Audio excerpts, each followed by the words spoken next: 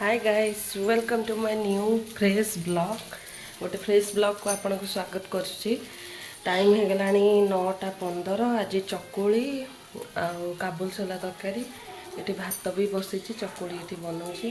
काबुल छोला तरकारी हो सारा पतिदेव खाई सारे कुन्नू खाइब तापर तार टिफिन नब एमती होल दिन ब्लॉग केमती कौन करुच्ची आपण सागर सेयार करुच्ची। ये चकुली तो चली केमती कौन बनाऊँगी आपण सागर सेयार करुच्ची।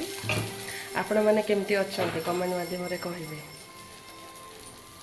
चलते नेक्स्ट कौन कर सागर सेयार कर बेसन तरकारी बनैबी से मसला रेडी करदे। गोटे गोटा धनिया सुखिला लंका जीरा ये टमाटर कंचा लंका गोटे मिक्स करके तार अदा टिके पड़ो मिक्स कर बाटेबी आउ काजू बटा टिके दिहब। तापर यहाँ बाटी सारापर काजू बटा देवी तरणी बसई देती बेसन जंता हम पानी फुटला। एवं बेसन धीरे धीरे पकई जंती बेसन जंती सारे अलमोस्ट हो गला।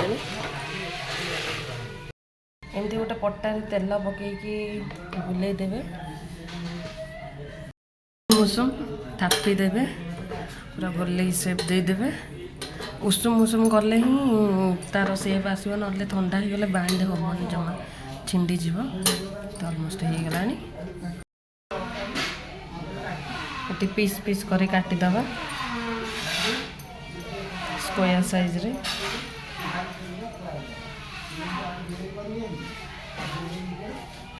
ये तेल ताती गला आम बेसन जो गुरा काटिक रखे पकड़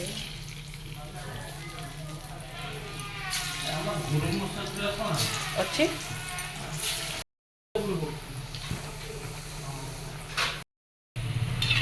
लाइट ब्राउन होला पर्यंत फ्राई कर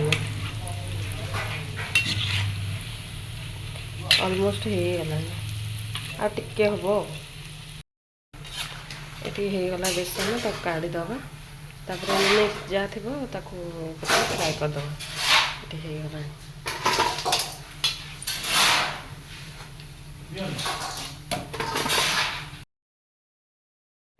एठी तेल ताती गला परे फुटण टिके पकेली तापर काठ मसला लवंग टिके तेजपत्र आउ गुजराती टिके पकेकी फुटी साइला परे मसला पकाउची।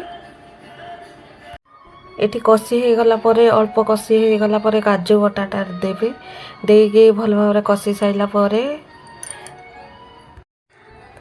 एठी मसला कषी हो गला परे तापर आलू पकेइले आलू पकईकी 5 मिनट भाया कषी देकी पानी पकईदेवी पानी देदेवी गरम पानी देवी गरम पानी दे साइला परे किस समय फुटिला परे बेसन ऐड करी बेसन पकेला आले टिके देखी रेकर्डिंग करि पाइलेनी।